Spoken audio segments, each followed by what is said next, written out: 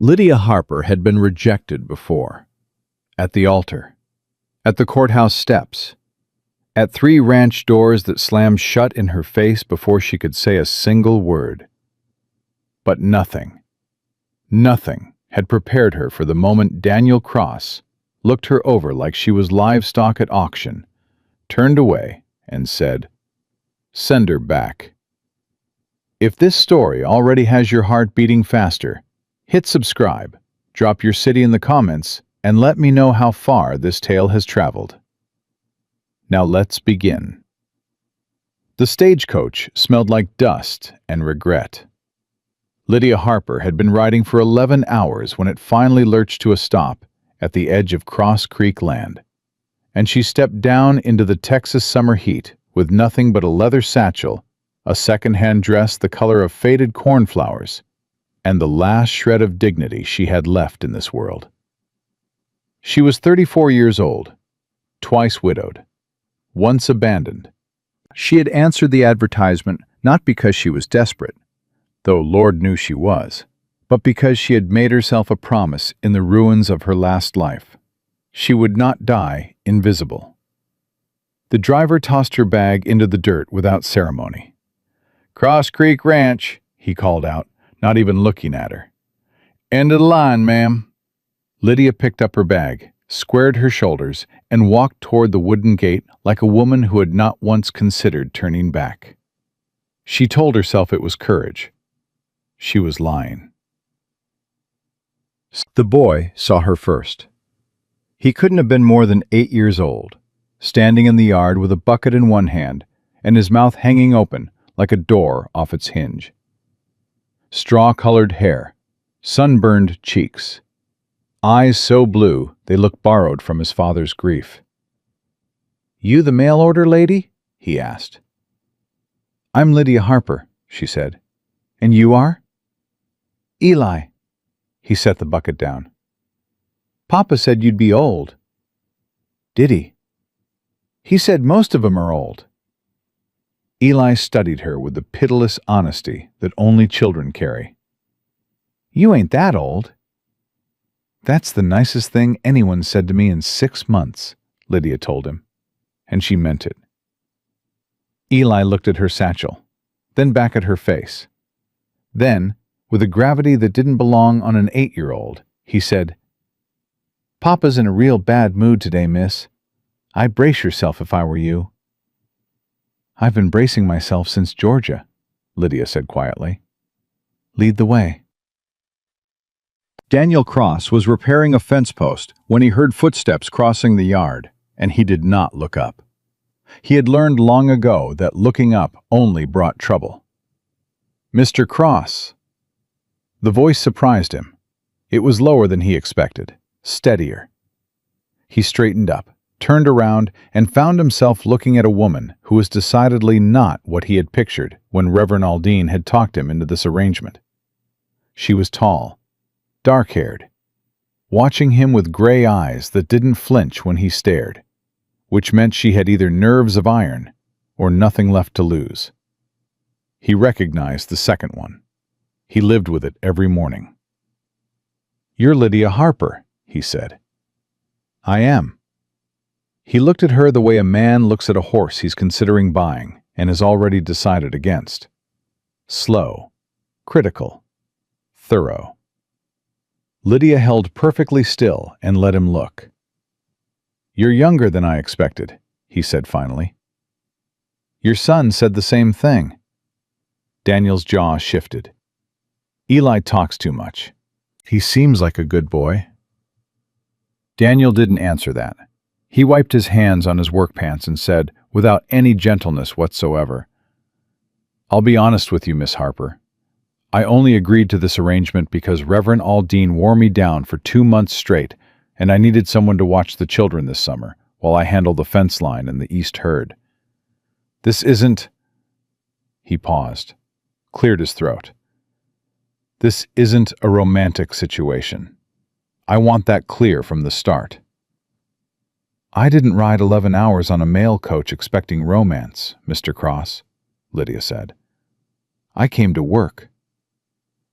Something moved across his face. Too fast to read. "Good," he said. "Then we understand each other." He turned back to the fence post. Lydia assumed that was her welcome. She met the girl that evening. Clara was 6, and she had her father's silence and her mother's— well, Lydia didn't know what her mother had been like. But whatever it was, Clara had inherited the kind of watchful stillness that made grown adults uncomfortable. She sat at the far end of the supper table and stared at Lydia through the entire meal without touching her bread. Eli ate like he hadn't seen food in a week. He talked with his mouth full about the horses and the broken water pump and something about a snake he'd found under the porch. And Lydia answered each piece of information with the appropriate level of interest, while Daniel sat at the head of the table and said nothing to anyone. After the dishes were cleared, Clara appeared at Lydia's elbow without warning. "Are you staying?" she asked. "I'm planning to," Lydia said. "The last one didn't stay." Lydia crouched down to eye level. "There was someone before me?" Clara nodded. "Mrs. Fenwick." She cried for 2 days and then left on a Tuesday. She paused. Papa didn't even come out of the barn. "Clara!" Daniel's voice came from the doorway, quiet and final.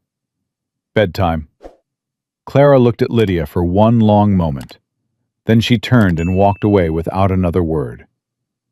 Lydia straightened up and found Daniel watching her from the doorway, with an expression she couldn't quite name. "She talks," he said, as if this was an apology. "I noticed," Lydia said. "I didn't mind." He looked at her for a beat too long. Then he said, "Your room's at the end of the hall. There's a lock on the door." And he was gone before she could respond.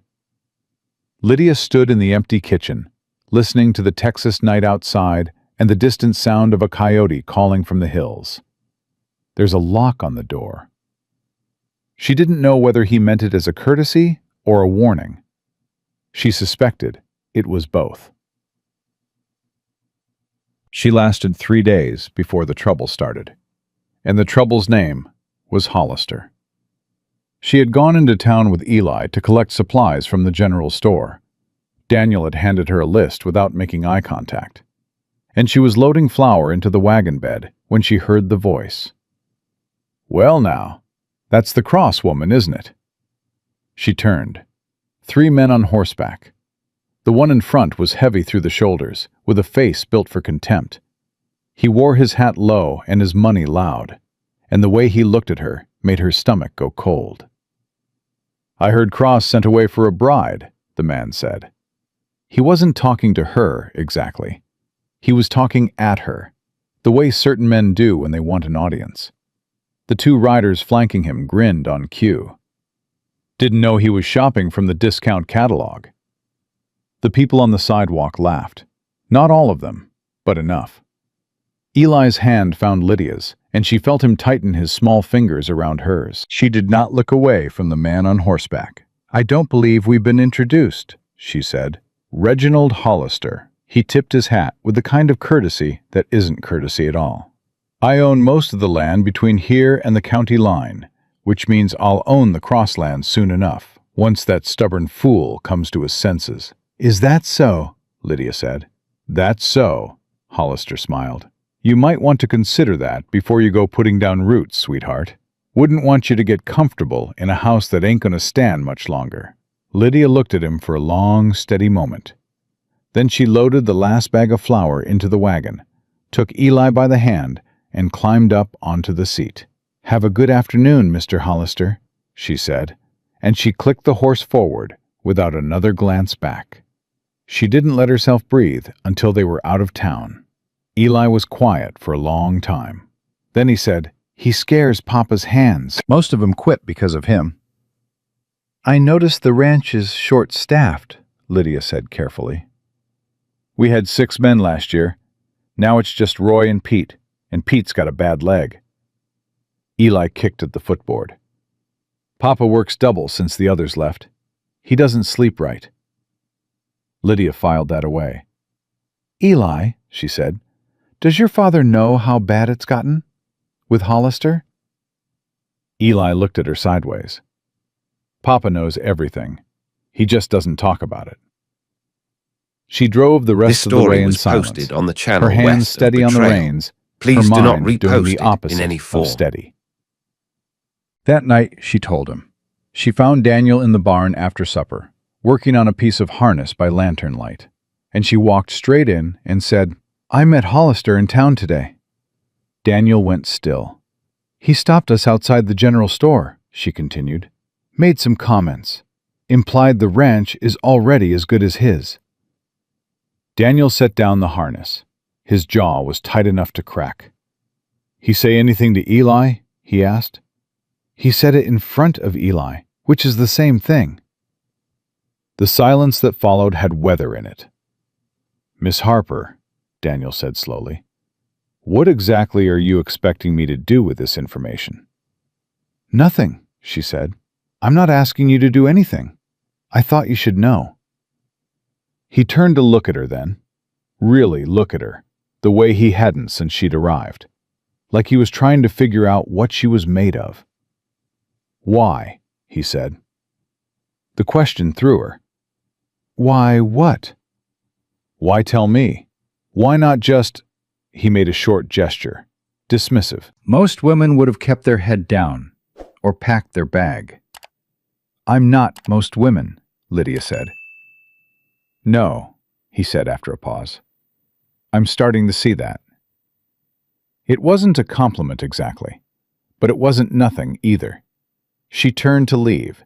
She had nearly reached the barn door when he spoke again.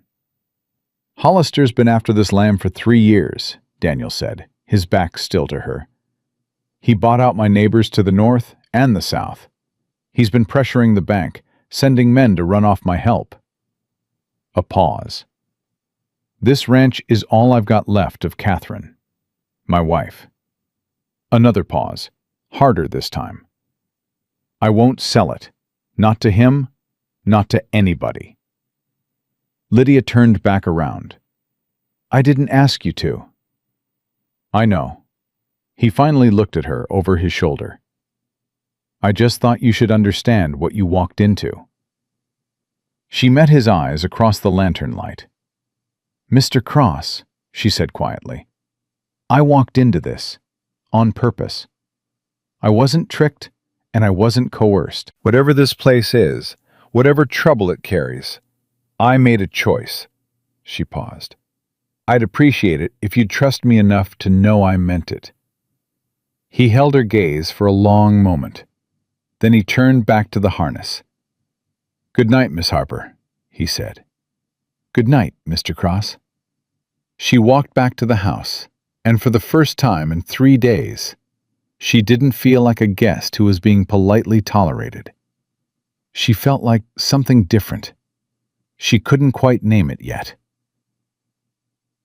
4 days after the incident with Hollister, the letter came. Lydia found it on the kitchen table with her name on it, and her heart dropped before she even opened it. She knew that handwriting. She would have known it in her grave. "Lydia, I know where you went. I know who you're living with. You think you can start over? You haven't paid what you owe. Come home, or I will come to you."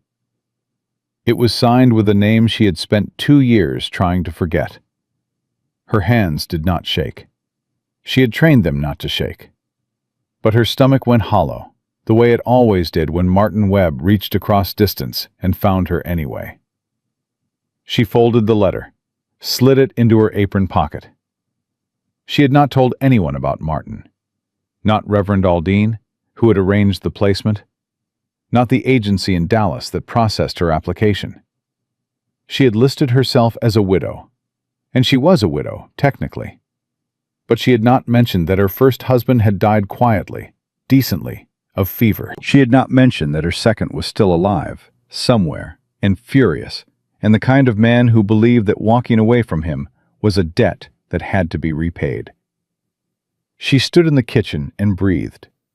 Outside, she could hear Eli arguing with Clara about something. She could hear the distant thwack of Daniel splitting wood around the side of the house, rhythmic and certain, the sound of a man working through something he couldn't say out loud. She pressed her hand against her apron pocket. "I will come to you." Lydia Harper closed her eyes, opened them. Then she went to make the children their breakfast. That Saturday, the church social brought half the county to the Cross Creek side of town, and Daniel announced at breakfast that they were going. Lydia looked up from the stove. "All of us?" she asked. "People are talking," he said. He poured his coffee without looking at her. "About you being here. About what kind of arrangement this is. If we don't show up together, the rumors get worse." "Worse than what?" He set down his cup. "Worse than they already are." She understood then. This was not a social invitation. This was a calculation. She told herself she didn't mind. She was good at that. The social was held in the open field behind the church, and the moment they stepped out of the wagon, Lydia felt every eye in the county swivel toward her. She had survived worse scrutiny. She kept her chin level and her expression pleasant. The women came first, the way women always do. Margaret Aldine, the Reverend's wife, was gracious and warm. 2 or 3 others were merely curious. And then there was Vera Hutchins, who planted herself directly in Lydia's path with the precision of a woman who had planned this moment. "So you're the one Daniel sent for," Vera said. She was handsome in a hard way, and she wore her disapproval like a Sunday hat. "We all thought, after Catherine, well, that he'd wait a proper amount of time." "It's been 2 years," Lydia said pleasantly. "Catherine was extraordinary." Vera said it like a verdict. "I don't suppose the agency told you that. Most women who come through here don't last. The land's too hard, the winter's too long, the life too—" She looked Lydia up and down. Demanding. "I suppose we'll find out," Lydia said. Vera smiled the kind of smile that doesn't reach anywhere. "We certainly will." Across the field, she could see Daniel talking with some of the other ranchers. His posture was closed off the way it always was, shoulders set, arms crossed, hat low. He didn't look like a man who found it easy to be in crowds. She watched him excuse himself from the group and head in her direction with the particular stride of a man coming to do something unpleasant. He reached her, looked at Vera. "Mrs. Hutchins," he said flatly. "Daniel," Vera touched her own collar. "She's quite brave, isn't she, coming all this way?" "She's capable," Daniel said, "which is what I needed." He looked at Lydia then, and something passed across his face. Not warmth exactly, but something adjacent to it. "Ready to go find the children?" She was so startled by the solidarity of it that she almost said the wrong thing. "Yes," she managed. He offered her his arm, not the way a man offers his arm to a woman he loves, more like the way a man extends a railing on a dangerous staircase. Practical, deliberate. But she took it, and they walked away from Vera Hutchins together, and Lydia had to remind herself that it meant nothing. It didn't mean nothing. She pushed that thought down hard. Later, when the sun had dropped low and the children were worn out from the games, and Daniel had gone to bring the wagon around, Eli appeared at Lydia's side and tugged her sleeve. "Miss Harper," he said, his voice odd and careful. She looked down at him. "That man," he said, "the one who's been standing by the tree for the last hour. He keeps looking at you." Lydia turned slowly. By the elm at the edge of the field, half in shadow, stood a man she recognized from across a great and terrible distance. The air went out of her. Martin Webb. Older than when she'd last seen him. Thinner. But the same eyes. The same flat, patient expression of a man who considers himself owed. He was not looking at Eli. He was not looking at the crowd. He was looking at her with the steady, possessive focus of a man who has already decided how this ends. Lydia's hand found Eli's shoulder. She turned him gently but firmly away from the tree. This story was posted on the channel "Let's west go of find the your trail. papa," she Please said. do not Her voice repost was it in exactly any as form. steady as she needed it to be. But her heart was a different thing entirely. Her heart was running.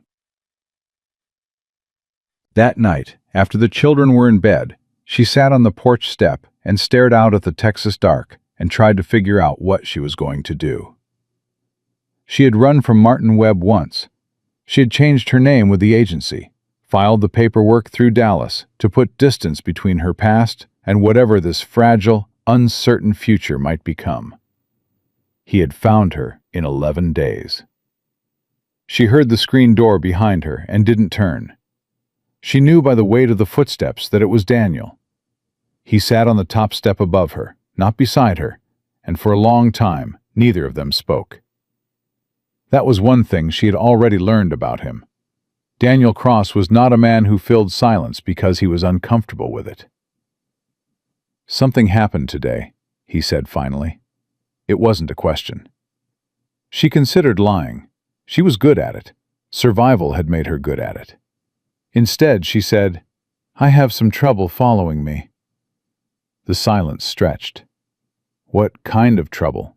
he said. "The kind that wears a man's face." She folded her hands in her lap. "I don't want to bring it to your door.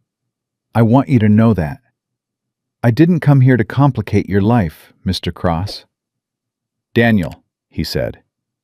She looked up. He was watching the dark, with that set expression she was beginning to understand was not indifference. It was a man holding himself in place by sheer force. "My name is Daniel," he said. "We've been sharing a house for almost 2 weeks. You can use it." She nodded slowly. "Daniel." He let out a slow breath. "Whatever's following you," he said, "I want to know about it." "Why?" "Because you're on my land." A pause. "And because my children like you. And because—" He stopped, seemed to decide against whatever came next. "Because whatever Hollister is bringing to this ranch, I'd rather know the full shape of the trouble before it arrives." Lydia looked at him for a long time, at the lines in his face that weren't from age, but from weight, at the hands that worked dawn to dusk and still weren't enough, at the man who'd told her to leave the first time he'd seen her, and then offered her his arm in front of the whole county. She opened her mouth. She closed it. "Tomorrow," she said. "I'll tell you tomorrow." He considered that, then nodded once, the way he agreed to things, without ceremony, without fuss. "Tomorrow," he said. He stood, went back inside. Lydia stayed on the porch step until the stars came out, one by one, and the coyotes started their long, mournful calling from the ridge. She didn't know what tomorrow would cost her, but she had made another promise to herself, the second one, quieter than the first. She had promised that she would not run again. Whatever Martin Webb had come here for, whatever Hollister had planned, whatever this man and his 2 guarded children and this battered, beautiful, sun-cracked piece of land required of her, she was not going to run. Not this time, she told him at dawn. Daniel was already up when she came downstairs, already had coffee on, already standing at the kitchen window with a cup in his hand and the look of a man who had not slept much. He didn't turn when she came in. He just said, "Sit down," and poured her a cup without being asked, and set it on the table in front of the chair across from his. She sat. She wrapped both hands around the cup. She had rehearsed this 3 times in the dark before she got up. She had decided what to say and what to leave out. And somewhere between the second and third rehearsal, she had decided to leave nothing out at all. Partial truths had a way of becoming full lies at the worst possible moment. "His name is Martin Webb," she said. "He was my second husband. I left him 18 months ago. Daniel sat down across from her, said nothing. I didn't leave because he was a bad provider, she continued. He wasn't. I left because he... She stopped, measured the next words. He had a particular way of reminding me that I belonged to him. Not the way a husband loves a wife. The way a man keeps a ledger. Everything I did wrong, every debt he decided I owed him. She looked at her coffee. He never left marks. He was too smart for that. But there are more ways to break a person than the ones that leave bruises. The kitchen was very quiet. He's not my legal husband, she said. I want to be clear about that. I found a lawyer in Atlanta who helped me. The divorce was granted 11 months ago. But Martin doesn't accept it. He's made that plain. She paused. He was at the social yesterday, standing by the elm tree at the edge of the field. Daniel set his cup down. I saw him, Daniel said. Lydia looked up. You saw him? I didn't know who he was, but I saw the way you went pale when you turned around. His jaw shifted. I saw the way you moved the boy. She hadn't known he was watching. She didn't know whether that made her feel safer or more exposed. He sent a letter, she said. 4 days ago. He said... She pulled it from her apron pocket and put it on the table between them. She had been carrying it like a stone. You should read it yourself. Daniel picked it up, read it, put it back down. His face didn't change much, but his hands did. The knuckles went white around the letter for just a moment before he set it flat on the table with a deliberate kind of calm. He's threatening you, Daniel said. He's always threatening me. It's how he operates. She folded her hands. I want you to understand that I didn't come here to bring this to your door. I answered the advertisement honestly. I told the agency I was a widow, and I am. My first husband, Thomas, died of fever in 1871. I didn't disclose Martin because I believed the legal separation would hold him off. She paused. I was wrong. Why didn't you go to the law? I did, in Georgia. The sheriff told me Martin hadn't technically committed a crime. She looked at him steadily. He was right. Martin is very careful about what constitutes a crime. Daniel was quiet for a long time. Long enough that Lydia began to prepare herself for the words she'd been dreading since she sat down. The ones that would send her back out to the road with her satchel and her ruined prospects.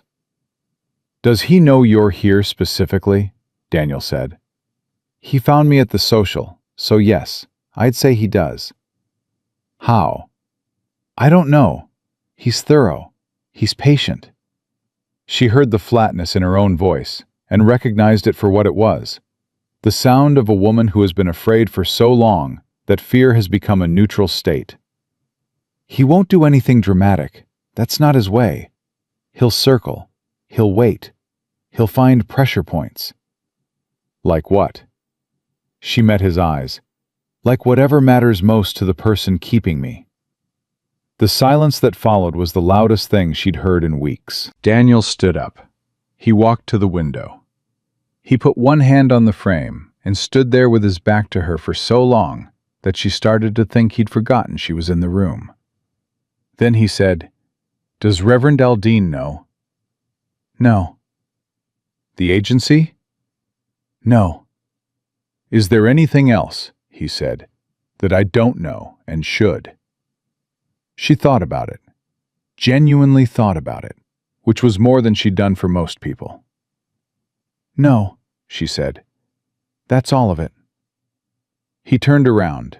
He looked at her with that direct, unreadable expression that she had spent 2 weeks trying to decode, and he said, All right.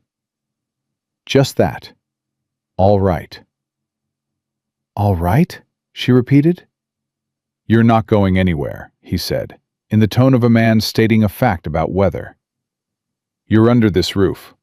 That means you're my responsibility. I'll deal with Webb. Something cracked open in her chest that she wasn't expecting. She pressed it shut immediately. Daniel, I'm not finished.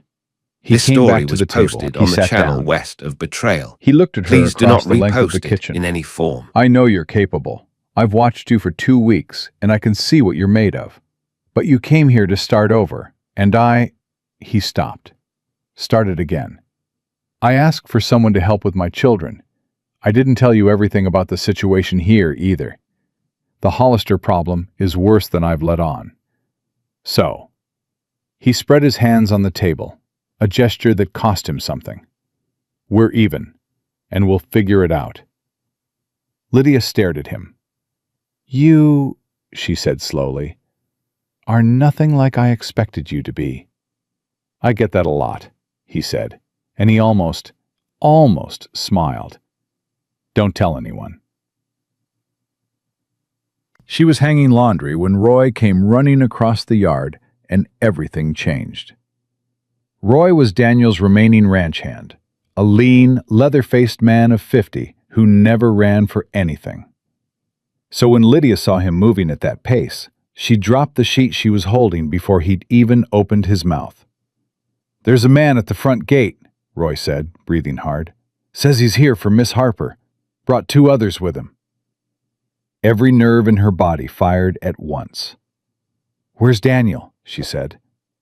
"East fence line, 20 minutes out at least." She looked at Roy. Roy looked at her. They both knew 20 minutes was too long. "Get the children inside," she said. "Lock the back. Miss Harper, now, Roy." He went. She turned toward the gate. She had 3 choices. She could hide, which was what Martin expected. She could run, which was what Martin wanted. Or she could walk out there herself, on her own terms, and deny him the satisfaction of either. She walked out to the gate. Martin Webb had aged in the way that mean men age. Harder, more distilled, like all the softness had burned off and left only the essential part of what he was. He sat on a gray horse and looked down at her with the expression she remembered, that patient, almost gentle certainty that he had already won. "Lydia," he said, like she was a letter he'd been expecting. "Martin?" "You look well." He glanced past her at the ranch house. "Doing all right for yourself? Found another man willing to take you on?" "What do you want?" she said. "I want what I came for." He dismounted, slowly, the way men do when they want you to understand that they are not in a hurry. "You left me without saying goodbye, Lydia, after everything I provided for you. That's not right. You know that's not right." "I'm legally divorced from you," she said. "The state of Georgia agreed." Georgia. He said the word like it was something he could dismiss. "That paper doesn't mean much out here, does it?" "It means what it means." He took a step toward her, just one, enough to close the distance in a way that was technically harmless, but she felt in her spine. "Come home," he said quietly. "No fuss, no trouble for your rancher friend. You walk out right now, and I make no problems for anybody." "And if I don't?" His expression didn't change. "Then things get complicated. For everybody." She had spent 18 months being afraid of this moment. Standing in it was different than she'd imagined. Her hands were cold. Her chest was tight. But her feet were planted. "I'm not going with you," she said. Martin looked at her for a long moment. Then he looked over her shoulder, and Lydia heard hoofbeats. She didn't turn.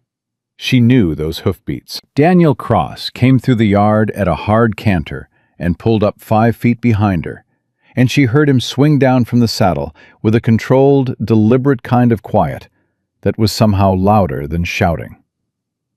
He came to stand beside her, not in front, beside. "This your property?" Martin said. "It is," Daniel said. "Then you'll understand a man's right to collect what's his." "She's not yours," Daniel said. "She told me herself, legally, in her own words, this morning. And I'm inclined to believe her over a man who rides up to a woman's home with 2 hired guns." Martin's eyes moved to Lydia. "You told him everything." "I did," she said. Something shifted in Martin's face. Not rage. Worse than rage. The flat, recalculating look of a man revising his approach. "I've got friends at the land office," Martin said, turning back to Daniel. "I understand there are some irregularities with the deed on this property. Could make life very uncomfortable." Long process to untangle something like that. Expensive. The air went still. Lydia felt Daniel go rigid beside her. Not in fear, but in the particular tension of a man who has just had his most vulnerable point located by someone skilled at finding them. "Get off my land," Daniel said. Quiet. Final. Martin looked at them both, smiled the way he always smiled, like he had all the time in the world. "I'll be at the Morrison Inn through Sunday," he said. "Think on it." He remounted. His 2 men turned their horses without a word, and they rode away the way they'd come, unhurried, like they'd just concluded a pleasant social call. Daniel didn't speak for a long time after they were gone. Lydia turned to look at him. He was staring at the road where Martin had disappeared, and his jaw was a hard line. "The deed," she said. "Is there a problem with the deed?" "There's always a problem when men like Hollister get involved with the county clerk," he said. "I've been fighting a disputed boundary claim for 7 months. He turned to look at her. "You're Webb and Hollister. They know each other?" The thought hit her like cold water. I don't know. I never considered—" "They might." His voice was flat. "Hollister has a long reach. If Webb came here specifically, if someone pointed him this way—" He stopped, let the sentence hang. Lydia's mind was working fast. Martin wouldn't ally himself with someone like Hollister unless there was something in it for him. He doesn't do anything without a return. "What does he want with you badly enough to come to Texas?" "Control," she said, simply. "That's all it's ever been. He doesn't love me. He never did. It's the principle. A man like Martin can't tolerate being left. It tells him a story about himself he won't accept." Daniel looked at her for a moment. "And Hollister gets what? If he helps Webb push you out, I break. Sell the land to make the trouble stop." "Which gives Hollister the ranch and Martin the satisfaction," Lydia said. "They don't need to have met. They just have compatible goals." The quiet that followed was different from the silence she'd gotten used to at this ranch. This one had teeth. "Daniel," she said, "I'll go. I'll leave today. Whatever I brought to your door—" "Stop." He said it without heat. "I told you this morning. You're not going anywhere." "You didn't know about Webb and Hollister connecting when you said that." "Doesn't change it." She stared at him. "Why not?" He turned away. He walked toward the barn without answering. She thought he was done with the conversation entirely. And then he stopped, his back to her, one hand on the barn door. "Because Clara asked me last night if you were going to leave like Mrs. Fenwick did," he said. Lydia said nothing. "And I told her no." He pushed the door open. "I'd rather not make a liar of myself." He went inside. Lydia stood in the yard with the Texas sun on her face and felt something she had nearly forgotten the shape of. She felt, for the first time in a very long time, that someone had chosen her. Not out of convenience, not out of calculation, out of simple, stubborn, quiet intention. She pressed her hand to her sternum. "Stop it," she told herself. Don't make it into something it isn't. But her heart was a poor listener. Eli found her that evening on the porch, and he sat down beside her with the solemn This air story of a was boy posted on the carrying channel news. west of Betrayal. Please Papa do not went to repost town, it in any he said. form. He took Roy with him. Lydia looked at him. When? After supper. He didn't say where, but I heard him tell Roy to bring the rifle. Her stomach dropped. Eli? He does that sometimes, Eli said quickly, like he was trying to reassure her. When things are bad with Hollister, he goes and he talks to whoever needs talking to, and then he comes back and he doesn't say what happened. He picked at a loose thread on his knee. Mama used to wait up for him. The sentence settled over them both. Did she? Lydia said softly. She said the waiting was the hardest part. Eli looked at her sideways. Do you think he'll be all right? Your papa strikes me as a man who is very difficult to get the better of, Lydia said. Eli considered this. Yeah. A pause. He cried once, after Mama died. I only saw it once. He was in the barn, and he didn't know I was there. He stopped. I never told him I saw. Lydia looked at the boy beside her, this 8-year-old, carrying his father's grief like it was his own responsibility, like if he held it carefully enough, his papa wouldn't have to. Eli, she said, that's a heavy thing to carry alone. I didn't want him to feel bad about it, Eli said. Crying, I mean. He doesn't like to seem... He searched for the word. Weak. Crying isn't weak, Lydia said. I know. He looked at his hands. But Papa doesn't. She sat with that for a moment.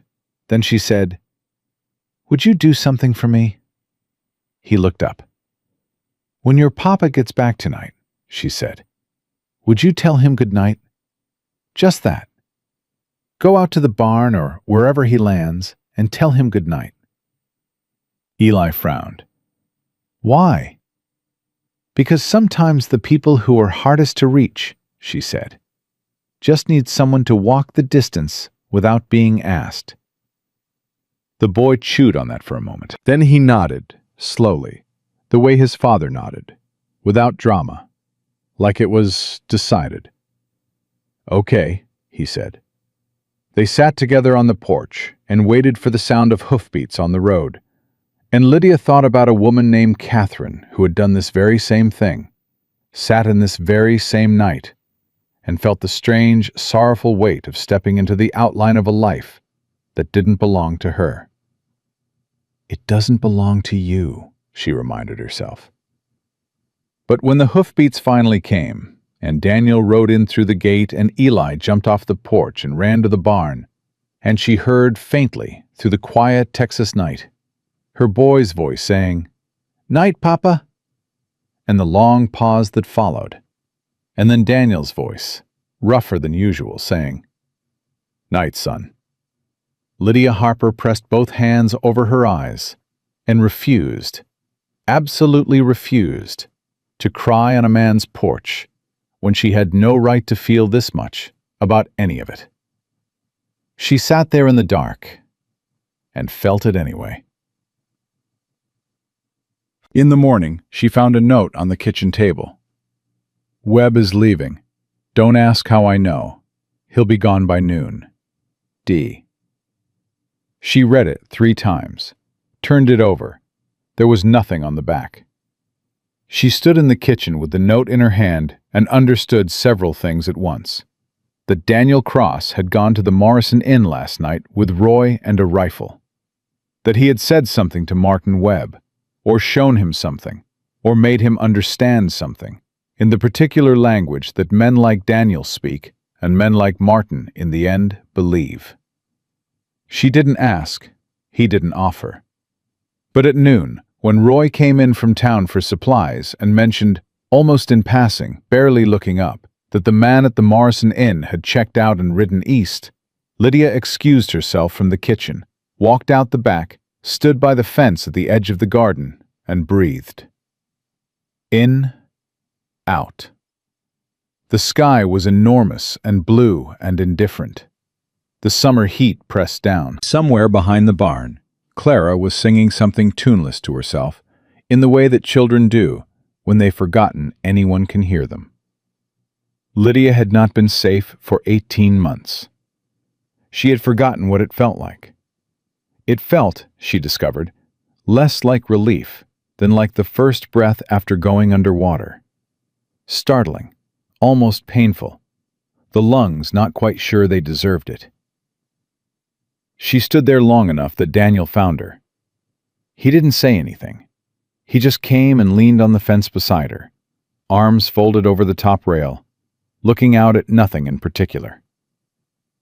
"I don't know what you said to him," she said. "No. I'm not going to ask." "Good." She turned to look at his profile, the cut of his jaw, the lines around his eyes, the hands that could gentle a horse or drive a fence post, and apparently walk into a hotel bar at 10 at night and say whatever needed to be said to a man who had terrorized a woman for 2 years. "Thank you," she said. He didn't look at her. Don't thank you? Don't make it—" He stopped. "It's what anyone would have done." "It isn't," she said. "It really isn't." He finally turned to look at her, and for just a moment she saw something move behind his eyes. Something unguarded and unfinished.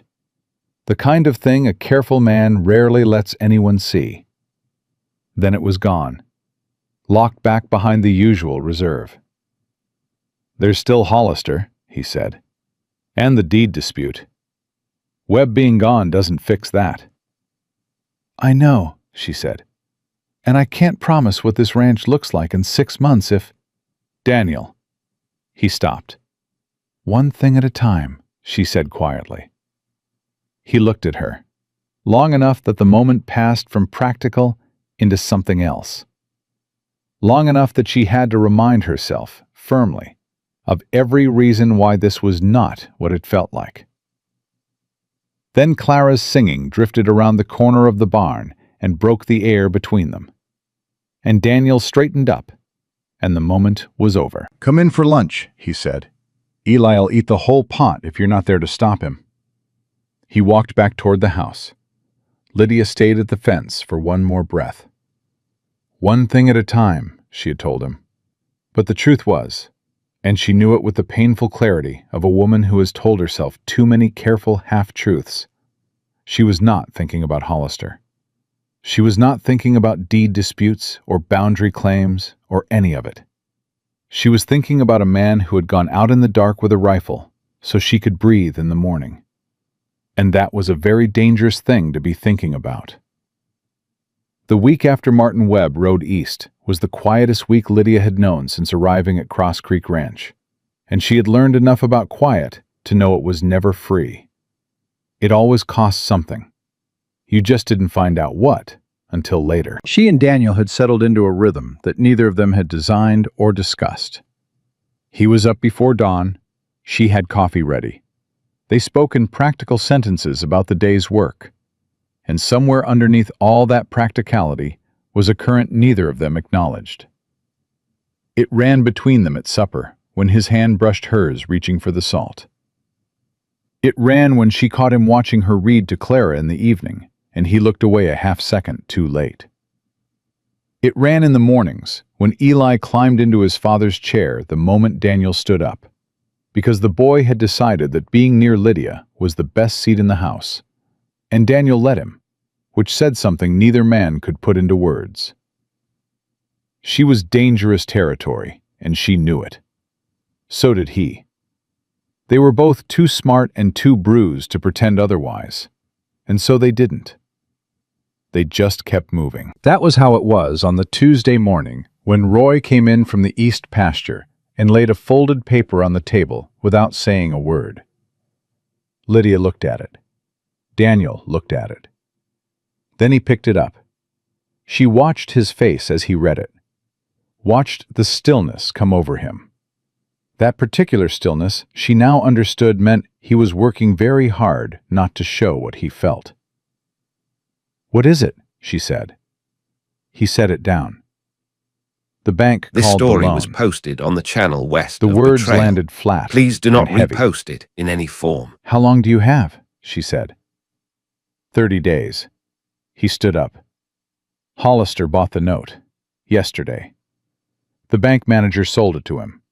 Sold 14 years of payments and 2 deeds for whatever Hollister offered him. And now Hollister owns my debt, and he wants this land paid in full or surrendered by the 30th of July. Lydia said nothing, because there was nothing small enough to say. Daniel walked to the window.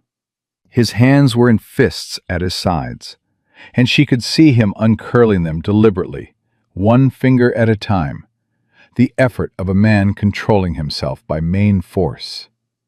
"He's been patient," Daniel said. 3 years.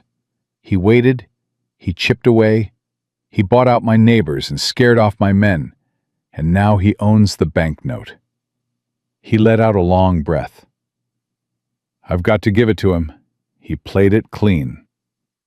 "Playing it clean doesn't make it right," Lydia said. "No." He turned around. His eyes were dark and steady and tired in a way that cut straight through her. "But it makes it legal, which is almost the same thing out here." She stood up. "How much is the note?" "More than I have." "How much more?" He told her. She sat back down. It was not an impossible number. It was close to impossible. There was a difference, and she ran the difference through her head while he watched her do it. "I have some money," she said carefully. "Not enough, but some." "Lydia, don't." She met his eyes. "Don't tell me it's not my problem. I live in this house. I eat at this table. Your children are—" She stopped, took a breath. "Let me help. Tell me what I can do." The word children sat in the air between them for a moment. "There's a man in Abilene," Daniel said finally. "A lawyer named Carver. He helped me with the boundary claim. If Hollister bought this note from the bank without proper disclosure, if he pressured the manager, which I'd bet my last fence post he did, there may be grounds to contest the sale." "Can you get to Abilene?" "I'd need 3 days, maybe 4. She looked at him. He looked at her. "Go," she said. "I can't leave the ranch unprotected. If Hollister—" "I'll be here," she said. "Roy and Pete are here. The children are here. Go." He stared at her for a long moment, with the expression of a man trying to talk himself out of something his gut had already decided. "You're not what I expected," he said, for the second time since she'd arrived. But this time it sounded different. This time it sounded less like an observation and more like an admission. "You keep saying that," she told him. "It keeps being true," he said, and went to pack. He left at first light with Roy riding shotgun, and Lydia stood in the yard with both children and watched the wagon disappear down the road, and the moment it was out of sight, she turned to Pete. Bad leg, steady hands, 40 years in cattle country, and said, "Tell me everything you know about Hollister's operation." Pete blinked. "Ma'am?" "His men. How many? How they move. Whether they give warnings or just arrive." She folded her arms. "Daniel's going to Abilene to fight this through a lawyer. I want to make sure this ranch is standing when he gets back. So talk to me." Pete looked at her for a long moment. Then he pulled his hat off, turned it in his hands, and started talking. She listened to all of it. She asked questions. She took nothing for granted and let nothing pass. By the time Pete was finished, she understood that Hollister's method was pressure. He liked to make a show of force without actually committing to one, because violence was risky, and Hollister was a man who didn't take risks he didn't have to. which meant the next move would be men at the gate. A demonstration. An attempt to rattle her into writing a letter calling Daniel back, or packing the children and leaving herself. She decided she would do neither. The men came on Thursday, 4 of them, mid-afternoon, riding easy and slow, the way hired men do when they've been told to make a point and not a mess. Lydia was on the porch when they came through the gate, and she stood up with her hands loose at her sides and waited. Eli appeared behind her. She didn't turn, but she said quietly and firmly, "Take your sister inside, lock the door, and do not come out until I come for you." "But—" "Now, Eli." He went. The lead rider pulled up at the porch steps. He had a wide, weathered face and the professionally relaxed expression of a man who did this regularly. "Mr. Hollister sent us to have a conversation," he said. "Friendly conversation." "Then have it," Lydia said. He looked at the empty yard, at Pete, who had positioned himself by the barn with his own expression carefully neutral, at the fact that Roy was not here, and Daniel was not here, and it was just a woman on a porch and an old man with a bad leg. She could see him calculating. "Mr. Hollister wants you to understand that the situation doesn't have to be unpleasant," the man said. "The note is called. That's a fact. But Mr. Hollister is a generous man. He's willing to give Cross an extension, a generous one, if Cross is willing to agree in writing to sell at market price when the extension expires." "In other words," Lydia said, "he wants Daniel to sign away the ranch voluntarily in exchange for a few extra weeks to live in it." The man smiled. "That's one way to put it." "Here's another way," she said. "This ranch has been in the Cross family for 14 years. The deed dispute Hollister filed is fraudulent, and there's a lawyer in Abilene who can prove it. The banknote was transferred under duress, which is also a legal matter. And every man in this county who cares about what happens when Hollister decides their land is the next thing he wants. Every one of them is watching how this plays out." She paused. "Tell Mr. Hollister that Daniel Cross doesn't negotiate under pressure, and neither does his household." The man's smile had gone by the end of it. He looked at her with the flat assessment of someone recalculating. "Ma'am," he said carefully, "you might want to think about what you're saying." "I've thought about it," she said. "Good afternoon." She held his gaze until he looked away first. That was the only thing that mattered. Who looked away first? He did. He turned his horse, said something low to the others, and they rode back out through the gate at the same slow, deliberate pace they'd come in. The moment they cleared the gate, Lydia's legs started shaking. She sat down hard on the porch step and pressed both hands flat on her knees and waited for the shaking to stop. Pete came across from the barn and sat beside her and didn't say anything for a moment. Then he said, "That was the bravest damn thing I've seen on this property since Daniel's wife took a fence rail to a rattlesnake that had his boy cornered." Lydia laughed. It came out slightly wild. "Don't tell Daniel I shook." "Wouldn't dream of it," Pete said. Daniel came back on the 4th day, not the 3rd, and the look on his face when he rode in told her something had happened before she could ask. He swung down, handed the horse off to Pete, and came to the porch. Roy followed at a careful distance, the expression of a man who had spent 4 days watching another man hold himself together and is giving him room. "Carver found something," Daniel said. Lydia waited. "The bank manager, Willis. He didn't just sell the note. He falsified the transfer date, backdated it by 2 weeks, which means Hollister technically took ownership before the dispute mediation was concluded, which voids the mediation agreement, which means the boundary claim is back in play." He sat down on the porch step. He put his head in his hands for just a moment, one moment only, and then straightened back up. Carver's filing a fraud complaint with the county court on Monday. If it holds, Hollister loses the note. Willis faces charges, and the boundary claim gets reheard by a judge who doesn't owe Hollister anything. Lydia sat down beside This him. story was posted That's on the good channel news. west of It's Betrayal. the best news I've Please do had not in repost 7 it months. in any form. His voice was rough. It's also not a sure thing. Hollister has money, and Hollister has patience, and Hollister's not going to take a fraud complaint quietly. No, she agreed. He's not. And then she told him about the men at the gate. He went very still while she talked. She told him everything. What they said, what she said, who looked away first. She told it plainly, without drama, in the same tone he used for ranch business, because that was the only way she knew to make him understand she didn't need him to feel responsible for it. When she finished, he was quiet for a long time.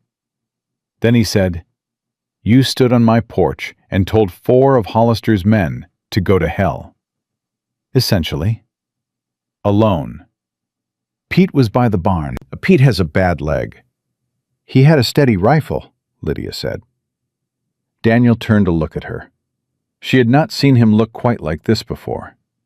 Not the guarded assessment, not the deliberate reserve. Something undefended. Something that looked, if she were being honest, very much like a man arriving somewhere he hadn't planned to go, and finding it better than anything he'd planned for. "Lydia," he said. "Daniel, I need to say something, and I need you to let me say it without—" He stopped. "Without making it easier for me. Because I'm not good at this, and if you help me through it, it won't count." She pressed her lips together, nodded. "I have not been fair to you," he said, "since you got here. I told myself I was being honest, being clear about what this was and wasn't. But the truth is, I was—" He rubbed the back of his neck. "I was scared. Catherine's been gone 2 years, and I am still. The idea of—" He stopped again. His jaw worked. "My children needed someone, and I told myself that was all this was. That's what I told myself. And now," she said carefully. "And now I've been gone 4 days," he said, "and the entire ride back, all I could think about was whether you were all right. Not the ranch, not the deed. You." He said the last word like it surprised him. "I kept thinking, what if Hollister sent someone while I was gone? What if she doesn't know to—" And then I'd remember that you faced down Martin Webb in my front yard without blinking, and I'd think, she knows more than I've given her credit for. And then I'd go right back to worrying anyway, because knowing someone is capable doesn't mean you stop being afraid for them. It just—" He shook his head. "It means something different when you're afraid for someone capable." Lydia was very still. "That's all I wanted to say," he said. She looked at him. At this man, who had told her to leave the first time he'd seen her, and told 4 of Hollister's men to go through him before they'd go through her, who had ridden into town with a rifle to send Martin Webb east, who watched her read to his daughter with an expression he thought she couldn't see. "That's quite a lot," she said softly. "I know." He stood up. "I'm going to check the stock. There's supper on the—" "Daniel." He stopped. She stood up too. She took 1 step, which put her close enough that she had to look up to hold his eyes, and she said, "When I was riding to Texas, I told myself I was done. Done hoping for something real. Done believing that anything I walked into could hold." She paused. "I've been telling myself that every day since I arrived." "And?" he said, very quiet. "And I'm a bad liar," she said. He looked at her. The air between them was the kind that precedes thunder, pressing down, full of charge. He reached up and tucked a loose piece of her hair behind her ear. Just that. Just one simple, careful motion. And his hand stayed at the side of her face for one long breath. Then Clara's voice came crashing through the screen door. "Papa's back! Papa's back!" And the moment broke, and Daniel's hand dropped, and Clara hit the porch like a small storm and threw herself at her father's midsection. And Eli was 3 seconds behind her, and Daniel caught them both and held them, and looked at Lydia over their heads with an expression she felt all the way to her bones. She turned away before she did something foolish. The letter arrived on Saturday. It came by messenger.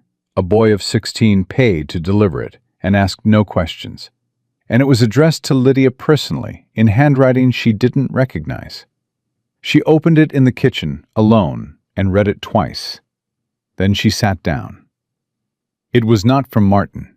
It was not from Hollister. It was from a woman named Alice Garland, who identified herself as the wife of the Morrison County clerk, the same clerk who had processed Hollister's land acquisitions for the past 3 years. And Alice Garland, it appeared, had reached the end of something. "My husband has kept records," the letter said. "Every transaction, every payment Hollister made to him, every name, every date, every deed that changed hands under circumstances that were not above board. I kept copies. I've kept them for 2 years because I was afraid. I'm done being afraid. If Daniel Cross is fighting this man, I want to help. I will be at the First Methodist Church in town at 10 o'clock Sunday morning. Come alone. Tell no one else yet. If Hollister finds out I've contacted you, it won't go well for my family." Lydia read it a third time. Her hands were absolutely steady. She folded the letter, placed it in her apron pocket, sat with it for exactly 3 minutes. Then she went to find Daniel. He was in the barn. She walked straight in and said, "Read this," and handed it to him without preamble. He read it. His eyes came up slowly. "Where did this come from?" he said. "The messenger was a boy. I didn't recognize him." "Could be a trap," he said. "It could be," she agreed. "Or it could be a woman who's been watching her husband help a powerful man steal from his neighbors for 2 years and has finally had enough." She paused. "I know what that looks like, Daniel. I've worn that face." He looked at her, then at the letter again. "She said come alone," he said. "She said I should come alone," Lydia said. "She wrote to me, not you." "Lydia, she's afraid of Hollister's men. If I walk into that church with you, a strange man, she may not talk." She held his gaze. "But she reached out to me, woman to woman. That means something." "It could be a setup to get you alone." "Then you'll be close by," she said. "Not inside, but close." He stared at her for a long beat. The kind of beat that meant he was running every argument against it, and finding them all reasonable, and going to agree anyway. "I'll be at the livery across the street," he said. "If you're not out in 20 minutes. "I'll be out in 15, she said. Sunday morning came in hot and bright, and Lydia walked into the First Methodist Church at 1 minute to 10 with her hands steady and her heart doing something more complicated. The church was empty, except for a woman in the third pew. Small, neat, mid-40s, with a particular posture of someone who has been holding themselves together by habit for so long they've forgotten it takes effort. She looked up when Lydia came in. "Mrs. Garland?" Lydia said. "Miss Harper." Alice Garland stood. Her eyes moved to the door, then back. "You're alone?" "I'm alone," Lydia said. Alice sat down. Lydia sat beside her. Alice opened the bag on her lap and took out a thick, folded document. Pages and pages, handwritten, dates and names and numbers. "Every transaction," Alice said, "for 3 years. My husband kept them because he's afraid of what Hollister might do if he turned on him. But keeping records of your own crimes isn't as clever as my husband thinks." She pressed them into Lydia's hands. "Hollister paid Willis at the bank $2,000 to backdate the note transfer. It's in there, dated, signed, This receipt. story was posted Willis on the kept channel a copy West of without knowing Betrayal. my husband kept Please one do too." not repost it in any Lydia form. looked at the papers. She felt the weight of them, not just the paper, but what they meant. 3 years of a man preying on people who had worked their whole lives for what they had. 3 years of silence, bought and maintained. "Why now?" Lydia said quietly. "Why me?" Alice looked at her hands in her lap. "Because everyone in this county knows Daniel Cross is a good man who won't give up. And everyone knows you came here with nothing and stood your ground anyway." She paused. "My husband is not a good man, but I am done being complicit." She looked up. "I want my children to know I did one right thing. That's all." Lydia covered Alice Garland's hands with her own. She didn't say anything. There wasn't anything adequate. Then she took the papers and stood up. She was 3 steps from the church door when it opened from outside. She stopped. Reginald Hollister filled the doorway. Behind him, 2 men, neither of them reaching for anything. Not yet. He looked at the papers in her hands. His expression did not change. "Miss Harper," he said, "I'd hate to see you make a decision you can't walk back from." Lydia's heart was slamming. She kept her face quiet. "Then you shouldn't have followed me to church," she said. He stepped inside, slow. He was always slow. It was a power thing. She'd understood that the first time she'd seen him. Men like Hollister moved slow to make you feel the gap between where they stood and where you did. "Those papers," he said, nodding at what she held, "belong to me. Technically.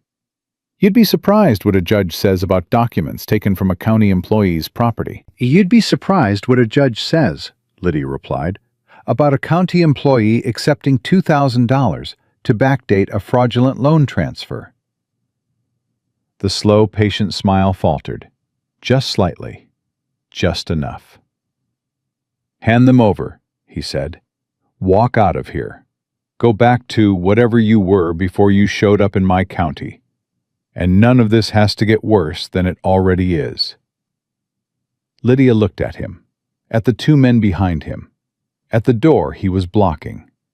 And then the door opened wider from behind him, and Daniel Cross walked through it. He didn't say anything.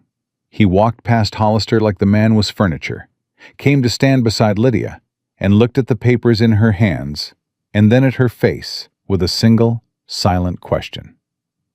She answered it by pressing the papers against his chest. He took them. He turned to Hollister. "I'm going to Abilene on Monday," Daniel said. "These go to Carver. Carver goes to the county court. And then every man in this county who lost land to you in the last 3 years finds out there's a case with their name in it." He let that sit.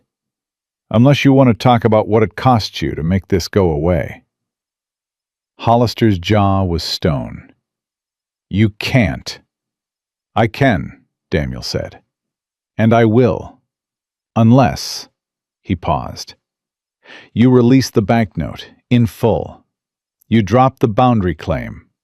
You leave this land alone, permanently, and you leave the people on it alone."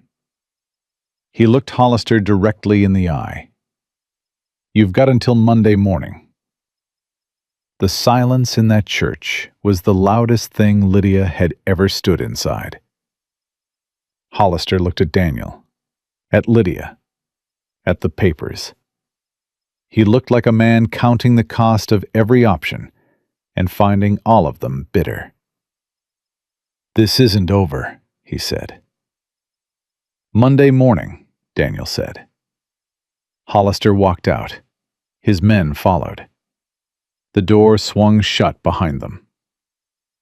Lydia and Daniel stood in the empty church, and neither of them moved for a full 10 seconds. Then Daniel turned to look at her and said, with a calm it was 2 threads from breaking, "Are you all right?" "I'm fine," she said. Her voice shook on the last word. She hadn't meant for it to. He put his hand on her face the way he had on the porch, the same careful, deliberate motion. And this time, Clara wasn't coming through any door, and the air between them was nothing she could pretend away. "Lydia," he said, low, certain. The way he said things, he decided. "Don't," she said, barely above a whisper. Not because she meant it, because she was terrified of how much she didn't.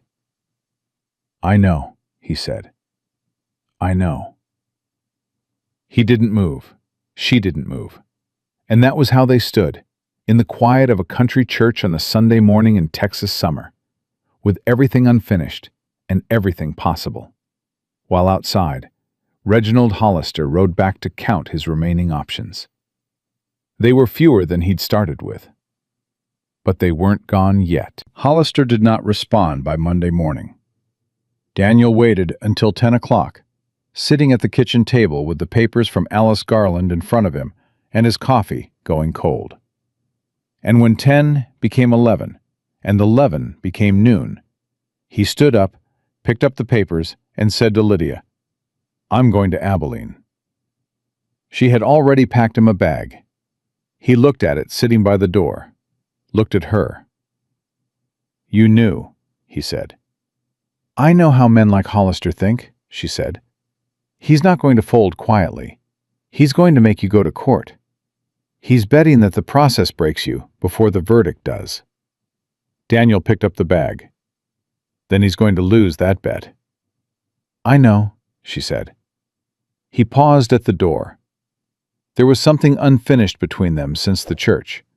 Something that had been standing in every room they'd shared since Sunday, patient and waiting, neither of them willing to be the first to name it. He turned back around. "When I get back—" "Go," she said. "Come back. We'll talk when you're back." He studied her face for a moment. Something in him settled, not resolved, but anchored. "4 days," he said. 5 at most." "We'll be here," she said. He walked out. She listened to the horse until she couldn't hear it anymore. Then Clara appeared at her elbow and said, in her small, direct voice, "Are you going to marry my papa?" Lydia looked down at her. "That's a very large question for a Tuesday morning." "Eli says you are," Clara said. "Eli says a great many things."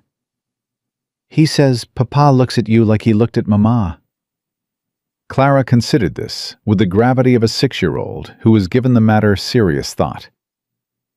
"I don't remember Mama much, but I remember Papa not looking at anybody that way for a long time." She tilted her head. "I think I'd be all right with it, if you wanted to."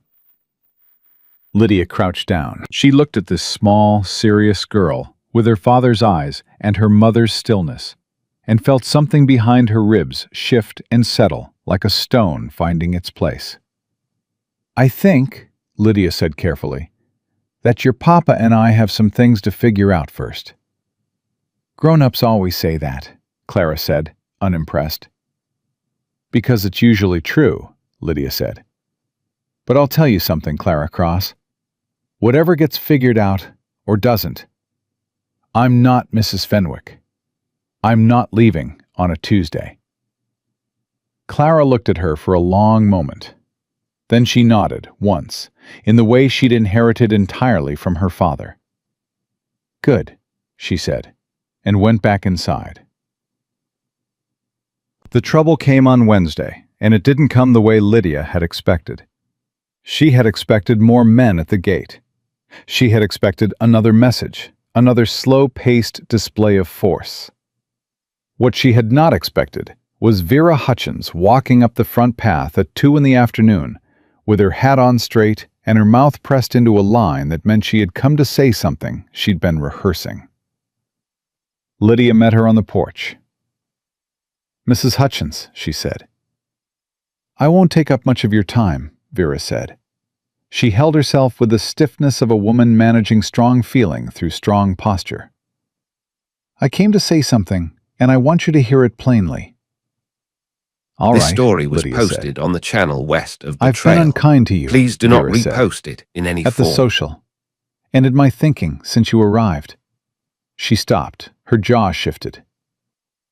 I was fond of Catherine, very fond. She was my closest friend in this county for 11 years, and watching Daniel struggle after she passed was... She stopped again, harder this time. I didn't want someone to come in and make it look easy. The way you just walked in, and the children took to you, and Daniel... She controlled herself visibly. I thought if it looked easy, it meant it hadn't mattered. Catherine, what she built here. Lydia said nothing. She waited. But Alice Garland came to me last night, Vera said. And she told me what you did. What you risked. Her chin came up. And I've been sitting with that since last night, and I think Catherine would have liked you. That's what I came to say. She paused. And if Hollister decides to make more trouble before Daniel gets back, my husband and my son will ride out here. You have my word on that. Lydia looked at her for a moment. Thank you, Vera, she said. Not Mrs. Hutchins. Vera. Something in the woman's face eased, just slightly. Well, she said. She adjusted her hat. You've got the whole county watching now. Remember that. She turned and walked back down the path, straight-spined and purposeful. And Lydia watched her go, and thought about how grief makes enemies of people who would otherwise be something entirely different. That night, she found the letter. Not a letter that came to her. A letter she found by accident, tucked into the back of the kitchen shelf behind the flour tin, in an envelope that had never been sealed. Daniel's handwriting on the outside. Catherine's name. She pulled her hand back the moment she realized what it was. She stood there for a full minute. Then she pushed it back carefully, exactly as she'd found it, and went to bed, and lay in the dark, and thought about a man who kept an unsealed letter to his dead wife behind the flour tin, and what it meant that he had never sent it, because there was nowhere to send it, and what it meant that he had never thrown it away either. She thought about Clara saying, I think Papa looks at you like he looked at Mama. She thought about what it cost a man to look at someone that way again, after learning what it felt like to lose it. She pressed her face into the pillow and stayed there until the feeling passed. It took a while. Thursday brought Roy back from the south pasture with news that 3 of Hollister's men had been camped at the creek boundary since Tuesday. Not crossing, not threatening, just present. Watching. Making sure everyone knew they were watching. He's trying to wear us down, Pete said at the supper table that evening.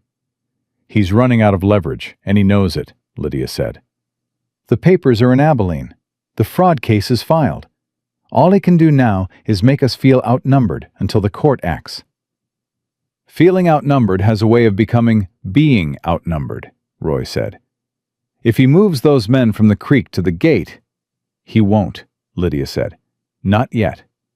Moving on the property before the court rules on the note dispute gives Carver exactly what he needs to fast-track an injunction. Channel west of Betrayal. She looked at Roy. Please do not repost Hollister's it in any patient. form. He'll wait for Monday. Roy looked at Pete. Pete looked at Roy. Then Roy looked at Lydia, with the particular expression of a man updating his assessment of someone. How do you know all this? He said. I was married to a man who operated the same way on a smaller scale, she said. You learn the pattern.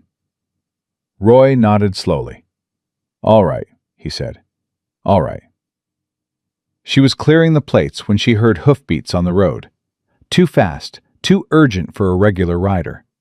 And Roy was at the door before she reached it. A boy, 12, maybe 13, rode hard, breathing hard. Message for Miss Harper, he said. From Abilene. Her heart was in her throat. She took the message, unfolded it. It was not from Daniel. It was from Carver, the lawyer, in a handwriting she didn't know, but a tone she recognized immediately as belonging to a man controlling urgency. Miss Harper, the county judge assigned to the Cross case is Judge Arthur Price. Price has accepted Hollister's hospitality at his Abilene hunting lodge on 3 occasions in the past 2 years. I am filing an immediate recusal motion, but it may not hold. Mr. Cross is aware. We are working through the night. Do not alarm the household, but prepare for the possibility that the legal route may not succeed as quickly as we hoped. There may be another way. I will explain when I arrive. Carver. She read it twice. Then she folded it, put it in her pocket, turned back to Roy and Pete and 2 children at the table. Everything all right? Roy said. Everything's fine, she said. Go on and finish eating. She went to the kitchen and stood with her hands on the counter and thought, hard and fast. A compromised judge. 3 men at the creek.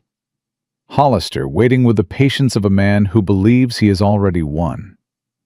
And Daniel in Abilene, fighting with a lawyer through the night, not knowing she knew. She thought about the letter behind the flour tin. She thought about Eli saying, "Papa doesn't sleep right." She thought about 14 years of this land, this life, this family, built in grief and held together by a man who refused, by pure stubborn force, to let it go. She was not going to let it go either. She went to find Pete. "Tell me about the neighboring ranchers," she said. "The ones Hollister bought out. Where are they now?" Pete frowned. "Moved on, most of them. Couple stayed in the county. The Harrisons are at the Morrison Inn. Been there 6 months. Nowhere to go. Old Frank Delaney's living with his daughter in town." "Are they angry?" she said. "Are they—" Pete almost laughed. "Miss Harper, Hollister took everything they had." "Then they have nothing left to lose," she said. "And everything to gain if this fraud case breaks open publicly." She met Pete's eyes. "If the county sees this go to a compromised judge in a closed courtroom, it disappears. But if the county sees it before it gets there, if every man Hollister has wronged shows up to that courthouse on Monday—" Pete was very still. "You're talking about making a scene," he said. "I'm talking about making a record," she said, "in public, where it can't be buried." "Daniel doesn't know you're planning this." "Daniel is in Abilene, working the legal angle," she said. "I'm here working the other one. They're not mutually exclusive." Pete stared at her. Then he put his hat on. "I know where the Harrisons are staying," he said. She went to town on Friday morning with Pete and left Roy at the ranch with the children. And she spent 4 hours in a back room of the Morrison Inn, making the case to people who had every reason to believe the system had already failed them. The Harrisons were a couple in their 50s, lean, tired, held together by necessity. Frank Delaney was 70, missing 2 fingers from a cattle accident, and angrier than anyone she'd met since Georgia. 3 other families, word having spread the way it does in small counties, came before noon. She laid out what she had: the papers from Alice Garland, Carver's letter, the pattern of Hollister's operation, the patient pressure, the banking relationships, the compromised officials. Nobody in that room was surprised. They already knew. What they hadn't had before was proof. "If you come to the courthouse on Monday," she said, "not to riot, not to cause trouble, just to stand there, to be counted. Hollister can buy a judge. He can't buy the whole county watching." Frank Delaney looked at her across the table. "Who are you exactly?" he said. "You came out here as a mail-order bride, and now you're organizing the county against the most powerful man in it." "I came here to start over," she said. "I'd like to actually do that, which means this ranch has to stand." which means Hollister has to stop. She looked at all of them. I know what it costs to This let someone story was make you feel posted on like the you've channel already west lost. of Betrayal. I've been Please there. do not repost it in The any only form. answer I ever found was to stop acting like it. The room was quiet. Mrs. Harrison reached across the table and put her hand on Lydia's. Monday, the woman said. Frank Delaney nodded. Monday. Daniel came back Saturday evening. She heard the horse and was on the porch before the gate had fully opened. And the look on his face when he rode in was the look of a man who had fought hard and wasn't sure what he'd won. He swung down. He was tired. She could see it in the set of his shoulders, the particular weight around his eyes.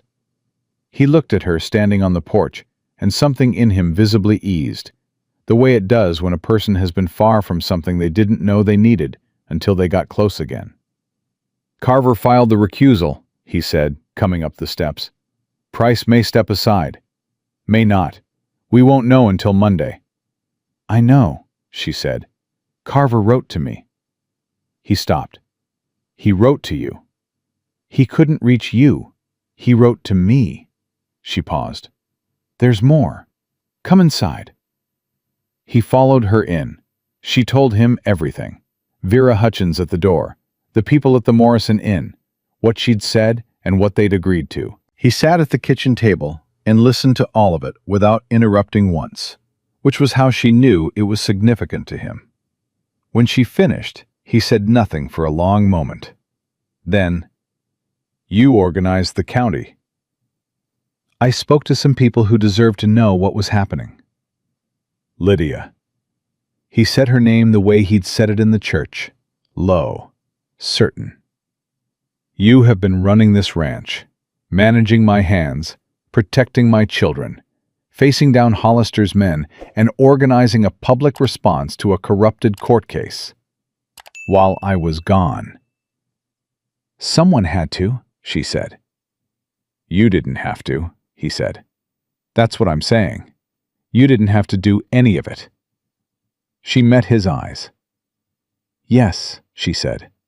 I did. He looked at her for a long time. Then he reached across the table and took her hand. Not the way a man holds a woman's hand at a dance, but the way a man holds something he's afraid of dropping. Both hands around one of hers. Careful. Firm. I found the letter, he said suddenly. Quiet. She went very still. I went to write something down before I left Monday, he said. Reached behind the flour tin for a pencil.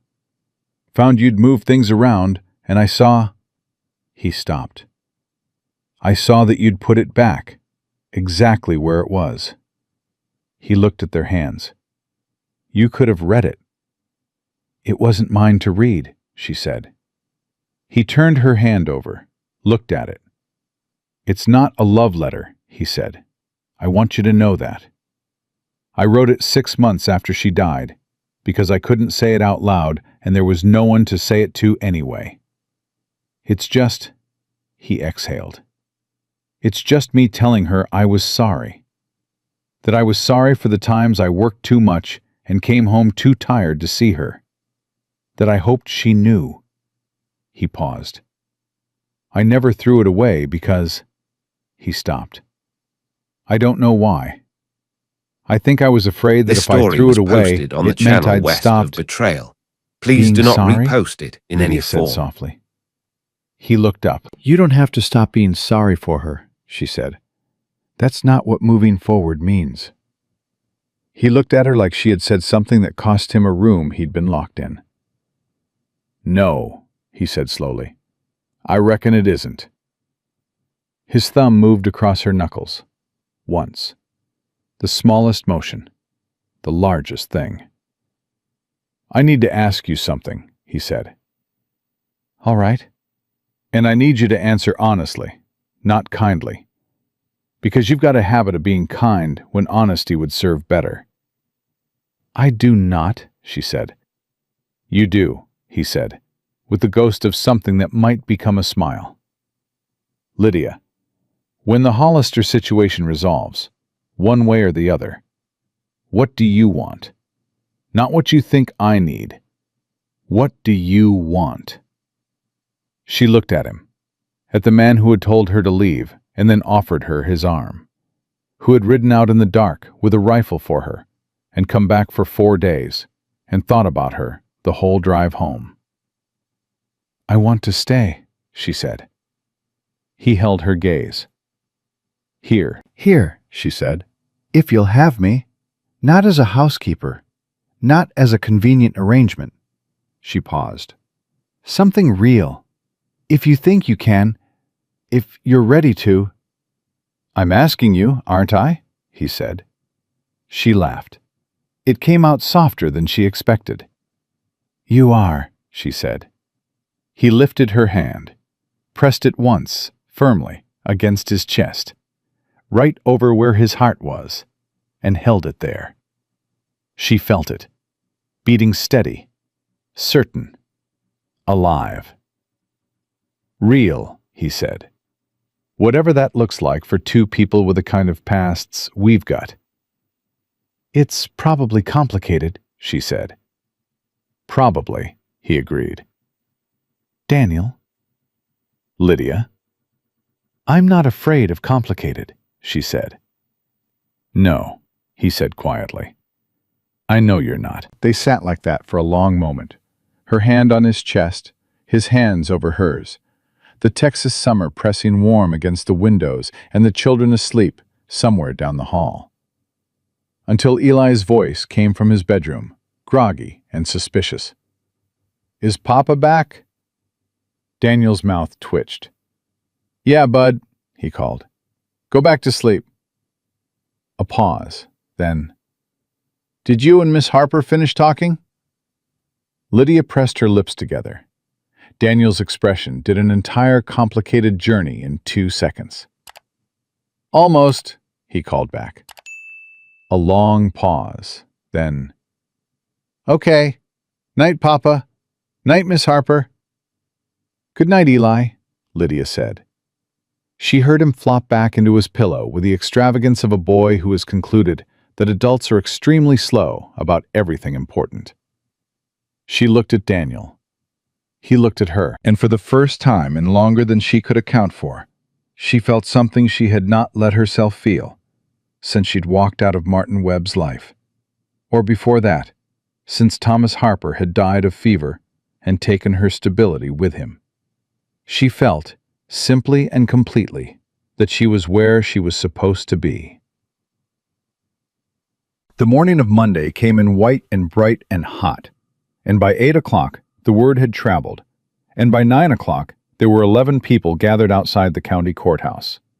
The Harrisons, Frank Delaney, 3 other families, Vera Hutchins and her husband and son, and Pete on his bad leg, standing straight as a post. Lydia and Daniel walked in together. She wore her best dress, the blue one, not the faded cornflower she'd arrived in, but the deeper blue she'd bought at the general store the week after Martin Webb rode east, because she'd decided she was allowed to buy herself something new. Daniel wore his clean shirt and his better hat, and walked beside her with the straight, deliberate step of a man who had made his decision and was not revisiting it. Carver met them at the door. He was a small, quick man with sharp eyes and ink on his cuffs, and he shook Lydia's hand before Daniel's, which told her he'd formed his own assessment over the past week. Price recused himself, Carver said. Last night, 11 o'clock. Daniel exhaled once, hard. The replacement judge, Carver continued, is Clara Sims, out of the Abilene circuit. She has no relationship with Hollister, and she's read the papers from Mrs. Garland. He paused. She's not happy. Good, Daniel said. There's more, Carver said. He dropped his voice. Willis at the bank turned over, overnight. Faced with the receipts, he decided confession was preferable to prosecution. He's confirmed everything. The backdating, the payment from Hollister, all of it. He paused.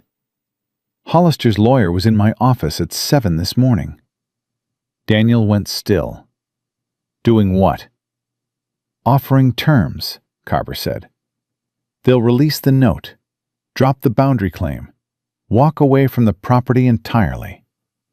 He looked at them both. In exchange for the county not pursuing criminal fraud charges against Hollister personally. The silence stretched. Lydia looked at Daniel. He was working through it. She could see it, the calculation running behind his eyes. 3 years of this man's pressure, everything it had cost. The hands who'd quit, the loans he'd juggled, the nights he hadn't slept, the weight of trying to protect something that was also a grief he hadn't finished with. "What do you want?" she said to him, quietly. The same question he'd asked her. He looked at her. Then he turned to Carver. "Tell his lawyer," Daniel said, "that we'll take the note and the boundary. Full release. Signed and filed by end of week." He paused. "And tell him that if Hollister ever acquires land in this county again through any means that looks like what he's been doing, the full file goes to the state attorney general. Every page, every receipt." He paused once more. "That's the deal." Carver looked at him. "That's reasonable." "I know it's reasonable," Daniel said. "I'm a reasonable man. I've always been a reasonable man. Hollister just forgot that." Carver almost smiled. "I'll deliver the message." He moved toward the courthouse door, then stopped. "Oh, one more thing." He looked at Lydia. "Mrs. Garland and her husband. Willis gave a statement that implicates the county clerk as well. The clerk may face charges." Lydia thought of Alice Garland in that pew. "I want my children to know I did one right thing." "Can the charges be directed at the clerk without affecting his wife?" she asked. "She has no legal liability," Carver said. "She acted as a witness, not a participant." "Good," Lydia said. "Then make sure she knows that. Today, before she hears it from anyone else." Carver nodded, went inside. Daniel looked at Lydia. "She came to you," he said. "She needed someone to come to," Lydia said. He looked at her with that expression she'd stopped trying to decode, because she'd figured out by now that it didn't need decoding. It only needed receiving. "Come here," he said. She raised an eyebrow. "We're standing outside the courthouse." "I know where we're standing," he said. He reached out, took her by the hand, and pulled her gently forward until there was no proper distance left between them, and then he kissed her. Not dramatically, not for the 11 people watching from the courthouse steps. Just firmly and warmly, and with the certainty of a man who had made his decision 3 days ago, and had been waiting for a moment that wasn't complicated by lawyers or horses or sleepy children calling from bedrooms. From behind them, Frank Delaney said, loud enough to carry, "About time."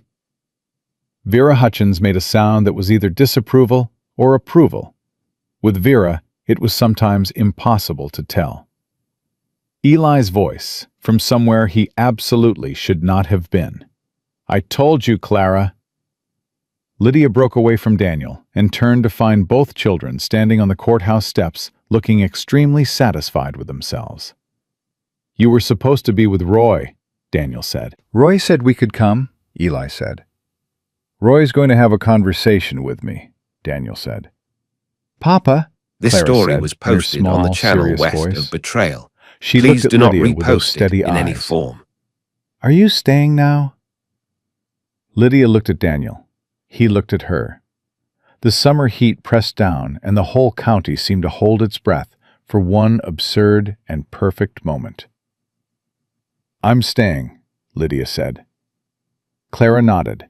Once. Her father's nod, exactly.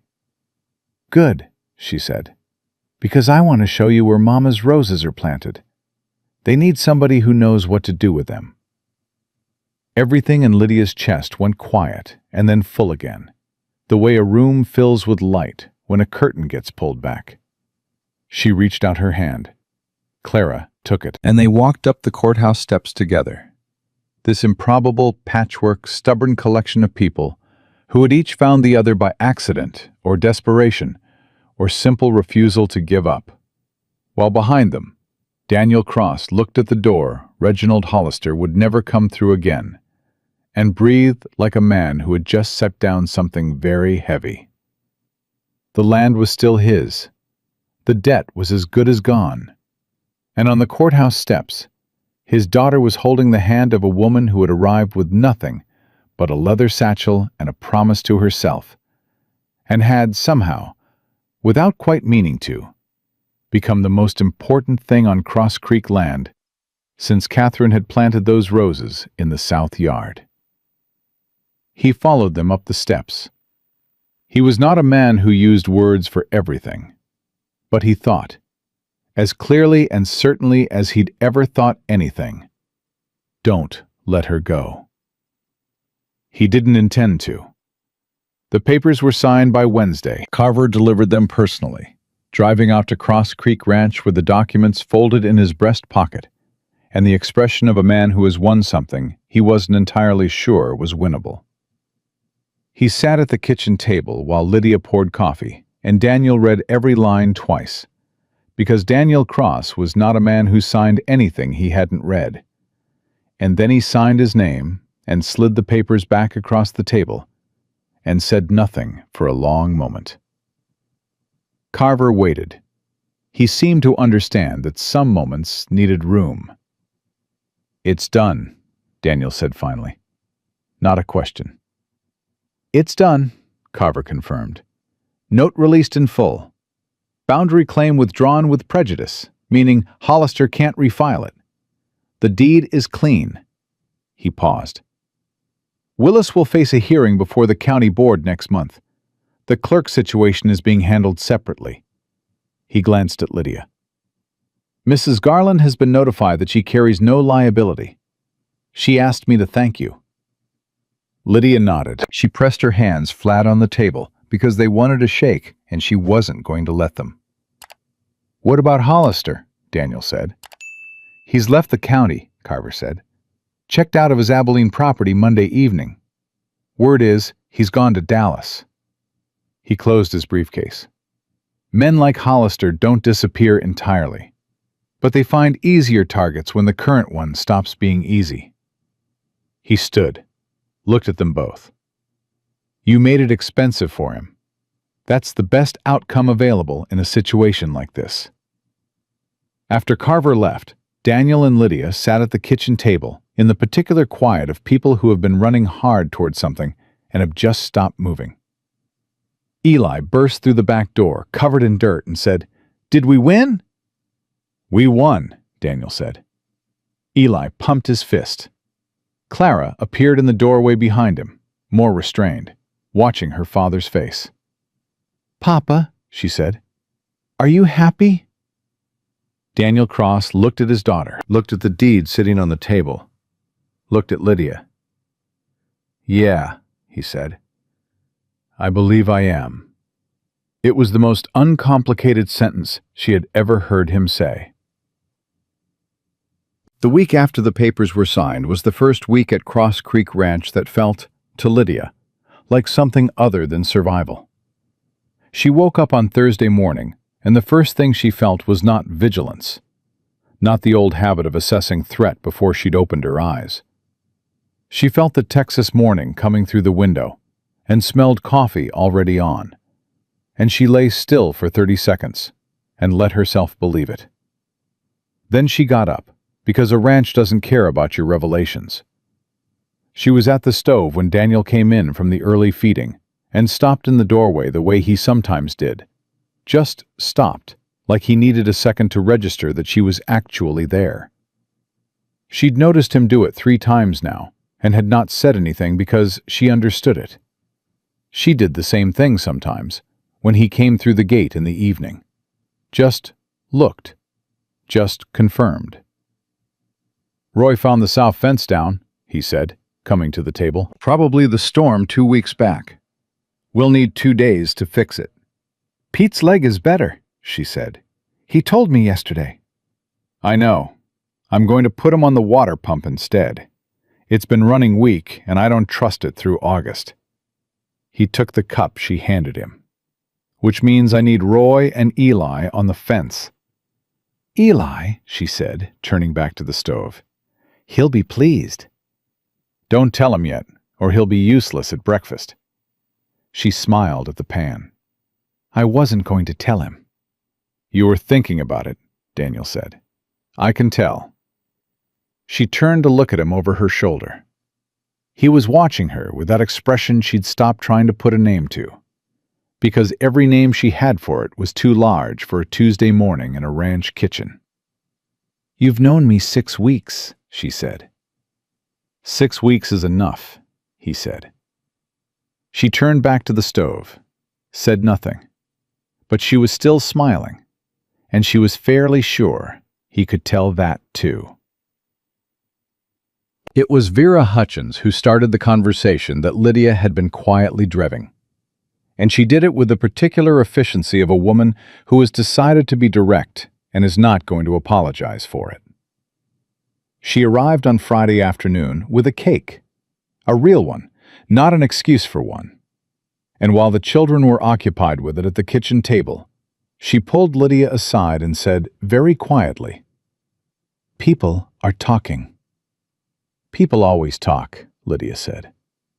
"They're talking about the fact that you and Daniel are living in the same house, unchaperoned," Vera said.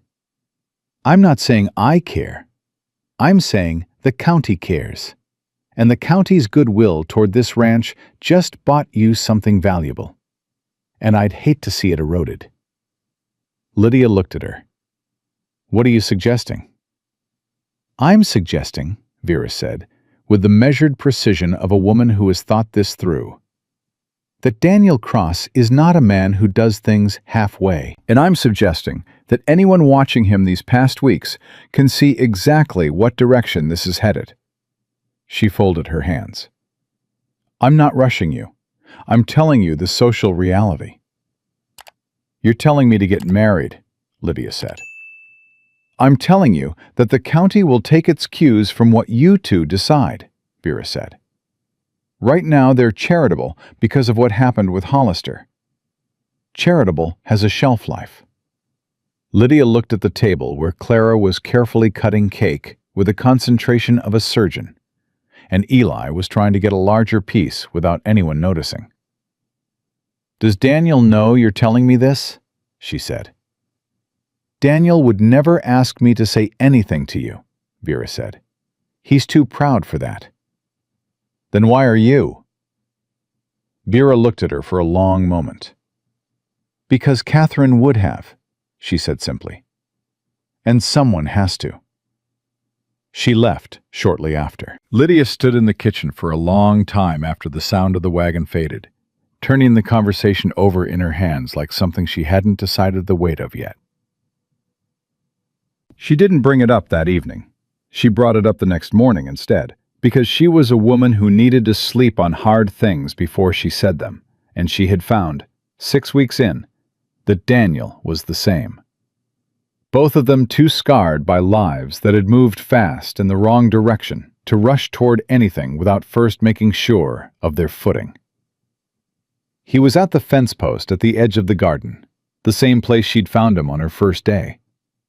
She walked across the yard and stood beside him, and he didn't turn, but he said, "Morning," the way he always did, low, without ceremony.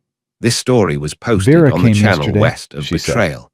Please do "I not know. repost I it saw in her any wagon. form." "She told me people are talking." He worked the post for a moment, set the mallet down. "I know what people are saying," he said. He turned to look at her.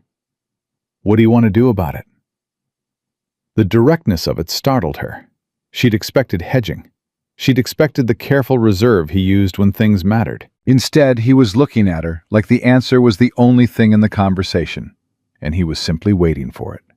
"I want to know what you want," she said. "Lydia." "Daniel." He turned to face her fully. "I told you last Saturday what I wanted. Clear as I know how to say things, which, I'll admit, isn't always very clear." He paused. "I want you to stay. I want you to stay as—" He stopped. took a breath. I want to do this right, whatever this is. You and me and these kids and this land. I want to do it the right way. She looked at him. That's nearly a proposal. It is a proposal, he said. It's just not a very good one. It's honest, she said. I can't offer you. He looked away briefly, the way he did when he was managing something. I can't pretend the last 2 years didn't happen. I can't pretend Catherine isn't. I can't start clean. I don't have clean to offer. Daniel. She waited until he looked at her. I've been widowed twice and divorced from a man who spent 2 years tracking me across 3 states. I don't have clean either. She paused. I have now. That's what I have. If you do too. I do, he said, without hesitation. She nodded once. Her throat was doing something complicated that she was managing by pure determination. Then yes, she said. He looked at her. Yes? Yes, she said. That's my answer to your nearly proposal. Yes. Something moved across his face, something she'd never seen on him before, unguarded and unheld, and bright in a way that made him look younger than he had since she'd arrived. He reached out and took both her hands, the way he had at the kitchen table, and held them with the careful firmness of a man who understood the value of what he was holding. I'll speak to Reverend Aldine, he said. He'll be unbearably smug, she said. He spent 2 months convincing you to advertise in the first place. He was right, Daniel said. Simple, final. Don't tell him that either, she said. He doesn't need the encouragement. He laughed. A real one. She felt it more than heard it. The way you feel something that's been held in too long, finally let go.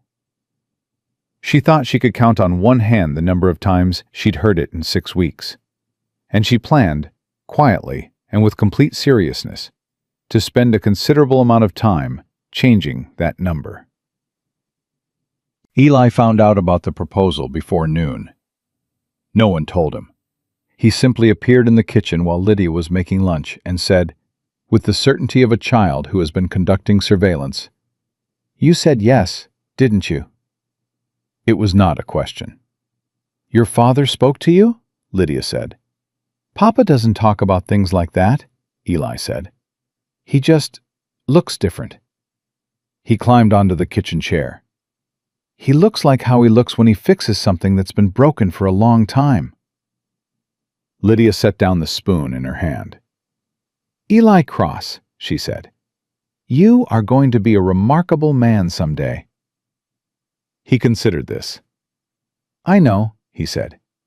"Can I have more cake?" "It's not even noon," she said. "Is that a no?" "It's absolutely a no." He sighed with the full weight of a boy wronged by the universe and went back outside. And Lydia stood in the kitchen and laughed until her eyes watered, and it was the cleanest laugh she'd had in years. The kind that comes from a place that isn't performing anything or protecting anything, but is simply, genuinely, full.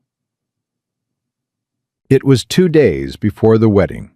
A small thing, the following Saturday, Reverend Aldine at the church with the families who had stood on the courthouse steps, when the twist came. Not Hollister, not Martin Webb, not any of the external forces she had braced herself against since arriving at Cross Creek. It was a letter from a law office in Atlanta. She opened it at the kitchen table while Daniel was out, and she read it once, and then she sat very still for a long time.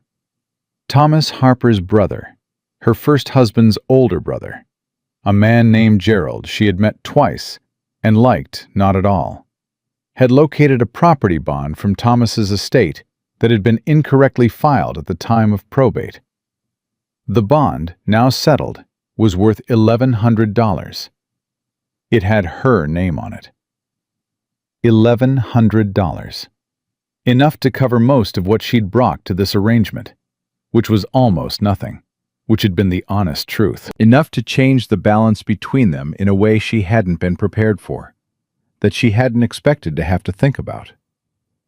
She sat with it until she heard Daniel's boots on the porch.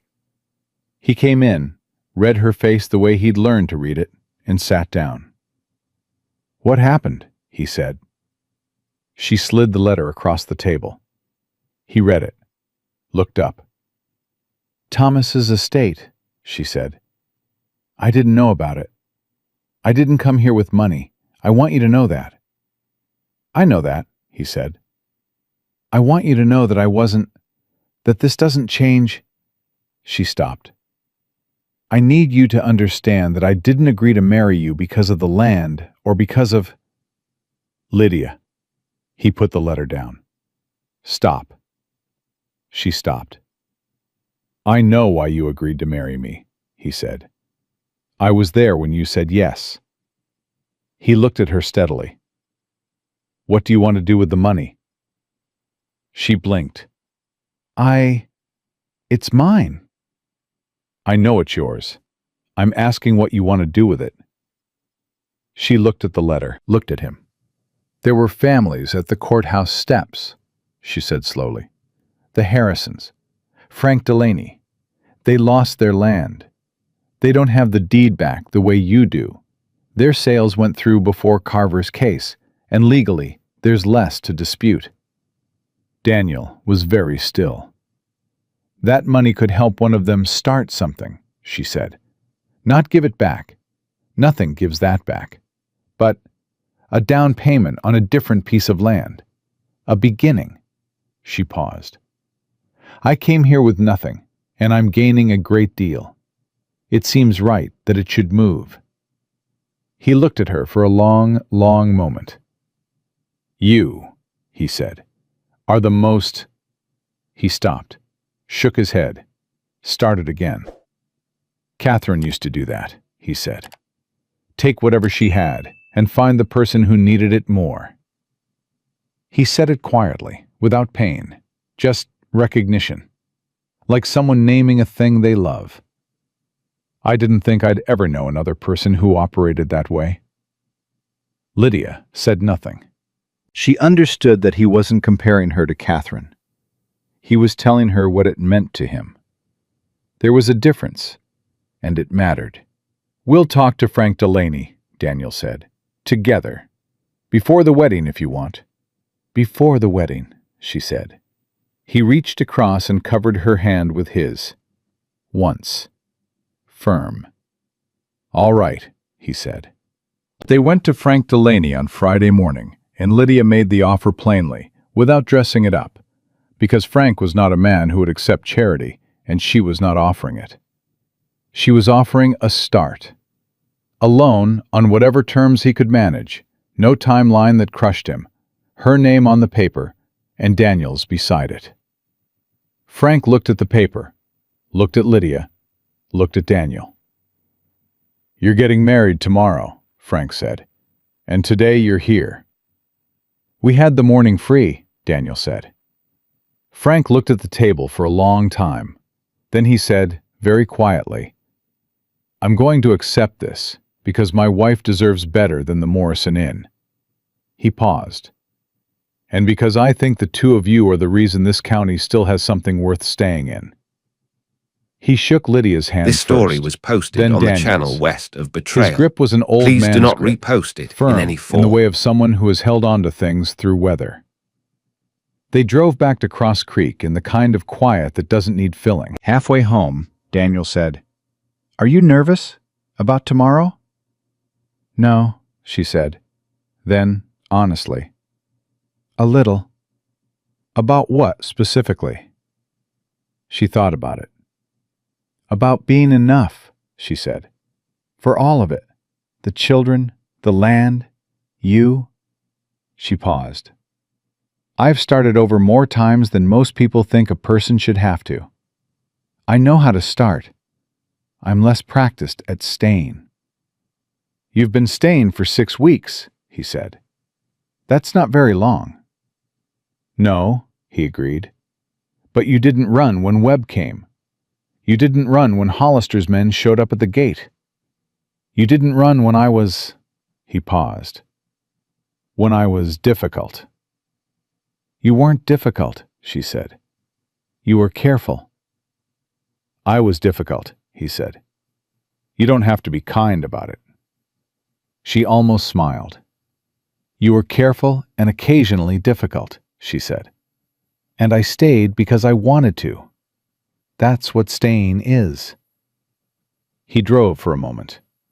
"You're going to be enough," he said. "I'm going to tell you that today, and I'm going to tell you again in a year, and probably every time I can see you starting to wonder." He kept his eyes on the road. "I'm not a man who says things he doesn't mean. You know that by now." "I know that," she said. "Then believe it," he said. "When I tell you that you're—" He stopped, let a breath out. "That you are exactly who this family needed. Not a replacement, not a convenience." He paused. "You."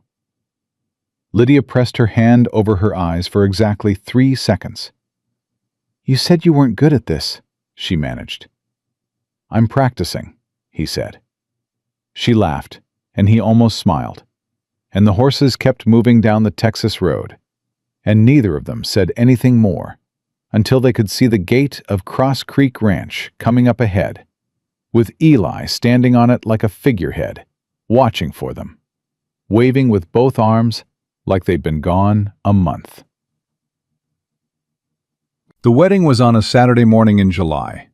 Reverend Al Dean was, as predicted, insufferably pleased with himself. He shook Daniel's hand with the grip of a man collecting on a very long bet and said, "Told ya." And Daniel said, "Don't." And Al Dean beamed anyway. Vera Hutchins cried. She did it quietly and with dignity, and she would have denied it to her grave if asked. But Lydia saw it and loved her for it. Clara wore her mother's locket because Lydia had asked her to. That was the part that nearly broke Lydia open right there in the aisle. Seeing Catherine's locket against Clara's small collar, worn not as a reminder of loss, but as a way of carrying everyone forward at once. It seemed right. It seemed like something that could hold both grief and joy in the same hand, without dropping either. Eli stood beside his father with his hair combed for the first and possibly last time in his life, and watched the whole proceeding with the solemn satisfaction of a boy who knows he was right. Daniel held Lydia's hands at the altar and looked at her the way she had decided, finally, to just let him look, without bracing for it, without managing the feeling it produced, without telling herself careful half-truths about what it meant. He said his vows in the same steady, unhurried voice he used for everything that mattered. She said hers, and meant every syllable more than she had ever meant anything spoken in front of witnesses. And when Reverend Aldine said the words that made it legal and permanent and done, Daniel Cross did not wait for the Reverend to prompt him. He simply took her face in his hands, those hands that worked dawn to dark and had gone out in the night with a rifle for her, and held her hands across kitchen tables, and tucked her hair back with such care she'd felt it for hours after, and kissed her like a man who has found the thing he was afraid didn't exist anymore. The small congregation clapped. Frank Delaney whistled from the back row. Pete cried, which he would also deny. And Eli said, loud enough for God and everyone to hear, "Finally." That evening, after the celebration and the cake and the long golden unwinding of a Texas summer Saturday, when the children were finally in bed and the house was quiet, Lydia stood on the porch in the dark and breathed.